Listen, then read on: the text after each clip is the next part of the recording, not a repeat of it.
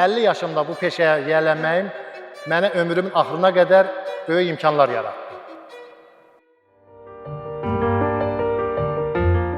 Laçın mənim üçün dünyanın ən gözəl yeridir.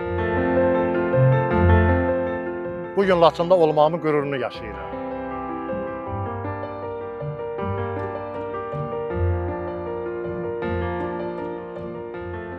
Ali Baş Komandanımızın və Azərbaycan əskərinin sayəsində Laçına qayıtmışıq. Bugün Laçında Qarqışlaq su elektrik stansiyasında işləyirəm. Məcburi köçkünlük həyatı yaşadığımız dövrdə orta məktəbi bitirdikdən sonra təhsilimi davam etdirə bilmədim. Təhsil almaq, hər hansısa bir peşəyə yiyələnmək həmişəki arzum olub. 2022-ci ildə qərar verdim ki, artıq Laçın da azad olub və mən Laçına qayıdanda hansısa bir peşə ilə qayıtmalıyam. Sənədlərimi peşə məktəbinə verib elektrik montöru ixtisasına yiyələndim.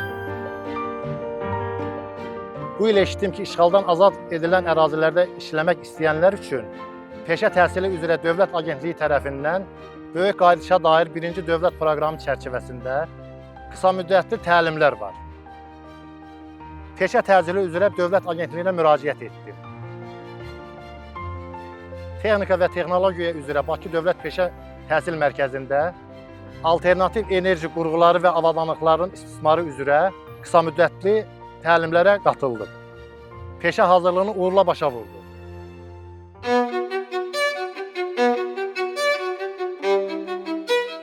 Laçında istifadəyə verilən su elektrik stansiyalarında iş imkanı oldu.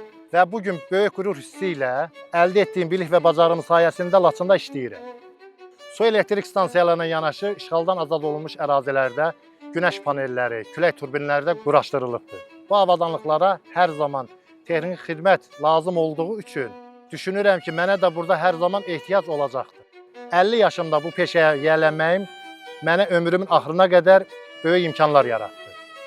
Mən artıq Laçındayam və doğma işıqlı Laçınımda sevdiyim işlə məşğulam.